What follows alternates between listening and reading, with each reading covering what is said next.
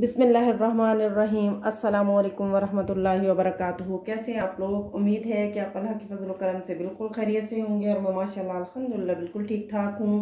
पाकिस्तानी हैं हम, जगाड़ी हैं। अगर हमारे पास कोई चीज़ मौजूद नहीं हो तो हम उसका कोई ना कोई हल निकाल लेते हैं।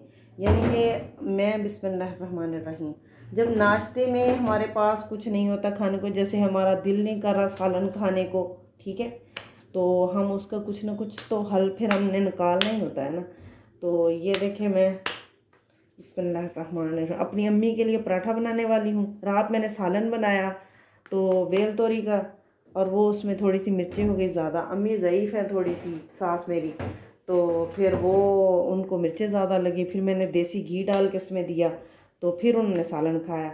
तो अब मेरा प्रोग्राम है कि मैं उनको जो है ना वो सालन ना दूँ नाश्ते में, तो मैं उनको पराठा बना के दूँ।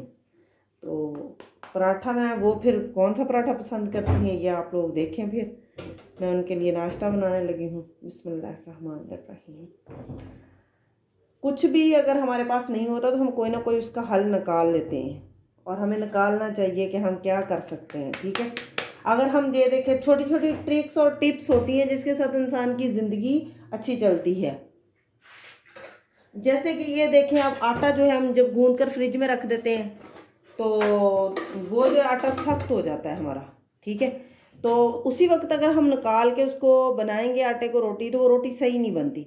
तो जब आपने रोटी बनाने का इरादा रखते हैं आप लोग, तो उसको ना निकाल के आटे को थोड़ी देर के लिए आप 10-15-20 मिनट के लिए या आधे घंटे के लिए छोड़ दें रूम टेम्परेचर पे, ठीक है। उससे क्या होगा, उससे ये होगा कि जो ना आटा है वो नॉर्मल अपनी शक्ल में आ जाएगा, ठीक है। तो दूसरी एक तो ये ट्रिक थी, क्योंकि उसी वक्त आजकल की बच्चियां जो छोटी छोटी मतलब अभी शुरू की है कुकिंग उन्होंने, तो जो ऐसे करती है ना वो, तो फिर वो रोटी सही नहीं बनती, कहते रोटी नहीं सही बनती।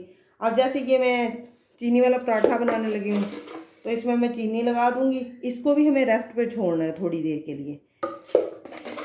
जिस तरह दूध उबलता है, अक्सर हम छोड़कर दूध को बॉयल के लिए रखा हुआ है और हम अक्सर उसको छोड़कर चले जाते हैं बाहर, तो दूध उबल जाता है। आप उसके ऊपर एक कोई लकड़ी की, जैसे डोई वगैरह होती है लकड़ी की, या लकड़ी स्टिक वाला कोई भी लकड़ी का चम्मच होता है, तो हम वो लकड़ी का चम्मच वगैरह रख के अगर उसके ऊपर चले जाएंगे तो आग मीडियम कर देंगे या हल्की कर देंगे, तो दूध उबल कर कभी भी चूल्हे के अंदर नहीं पड़ेगा।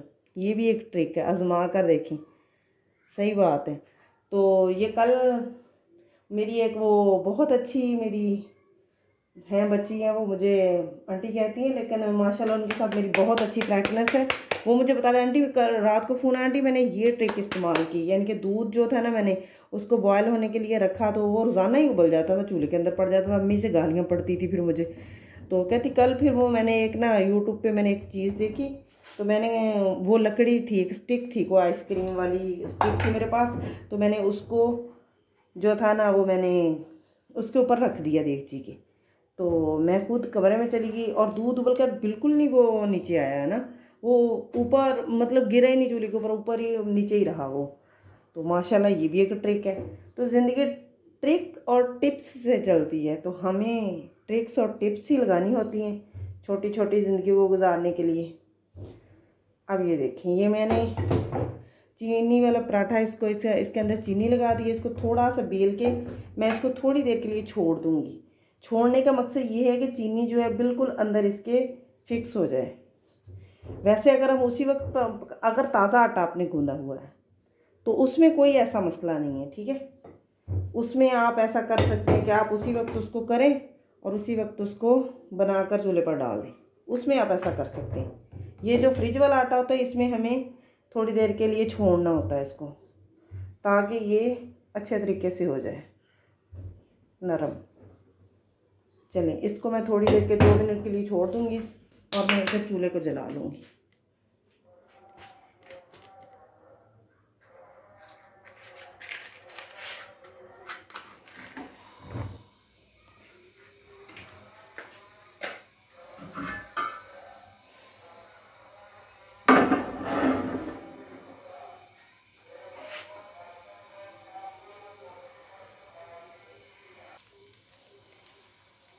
तवा मेरा गर्म हो चुका है, इस पर मैं थोड़ा सा ऑयल लगा दूंगी।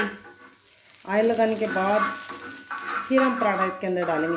पराठे को भी बनाने की ट्रिक्स होती हैं। जब हम रोटी और पराठा दोनों जब हम पकाते हैं तो उसके लिए हमें एक साइड जो होती है ना, बिस्मिल्लाह,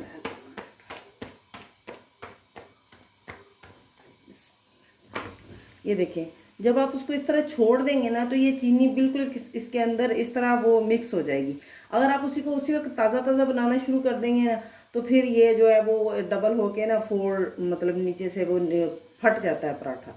तो इस तरह आपने करना है। अब ये देखें, जब एक साइड इसकी बिल्कुल ये इस तरह हो जाएगी, फिर हम उसी वक्त, रोटी का भी यही है, जो ही हम इसको डालेंगे तो थोड़ी देर के बाद ये ऐसा हो जाए तो इसको ऐसे कर देना, पलट देना है। तो इस तरह फिर आप जब दूसरी साइड वो थोड़ी सी पक जाएगी रोटी की, फिर हम उसको सेकेंगे।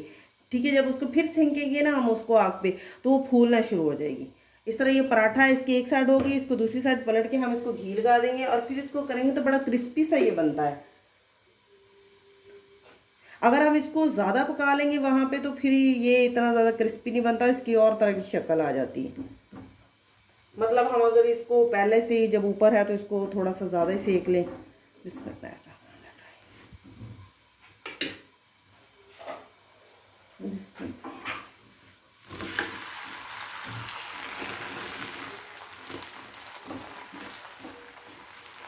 ये कुकिंग हो गई, ये ऐसी चीज़ होती है, मैं कहती हूँ कि बच्चियाँ हैं तो बच्चियों को जो है वो ज़िंदगी के साथ साथ ही काम आना चाहिए, ना कि जब वो हम आजकल के माशरे में ये हो रहा है कि मतलब बच्चियों को काम नहीं सिखाया जा रहा। वो पढ़ रही हैं, वो पढ़ रही हैं, तो पढ़ रही हैं तो इसका क्या मतलब है कि हम उसको काम नहीं सिखाएंगे बच्चियों को।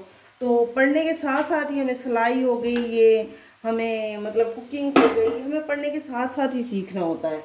तो अगर हम पढ़ने के साथ साथ सीखते हैं तो फिर ही कामयाब होते हैं, वरना फिर तो हम पढ़ लेंगे, एमए कर लेंगे, बीए कर लेंगे और जब ससुराल जाएंगे तो हमें प्रैक्टिकल में जो चीज़ें करनी है वो हमें आ नहीं रही होती। तो इसलिए हमें अपनी बच्चियों को तवज्जो देनी है, उनको साथ साथ ही कुकिंग, कटिंग, सिलाई, हर चीज़ उनको साथ साथ ही सिखानी है। क्योंकि हम जब 6th क्लास में मैं थी तो मैं ये हांडी रोटी वगैरह सारा कुछ कर लेती थी। ठीक है, उसके बाद 8 क्लास के बाद जब हम फारग होते हैं 2-3 महीने के लिए तो फिर अम्मी ने कटिंग सिखा दी। फिर जब हम 10th के पेपर दिए मैंने तो फिर अम्मी ने हमें वो सारा काम सिखा दिया। कपड़े में पूरे सिलाई कर लेती थी 10th के बाद, तो अम्मी ने वो सारा सिखा दिया मुझे।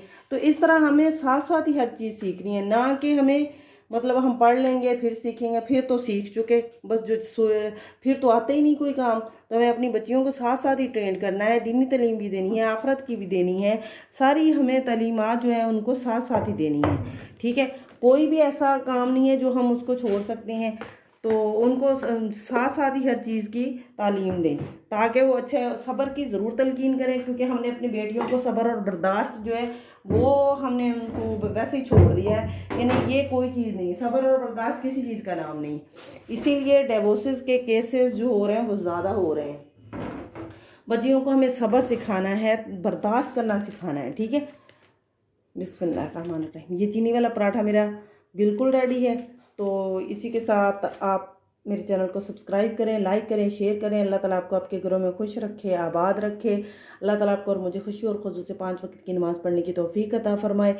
अल्लाह ताला आपका और मेरा खात्मा ईमान बिल खैर करे। अल्लाह हाफिज़।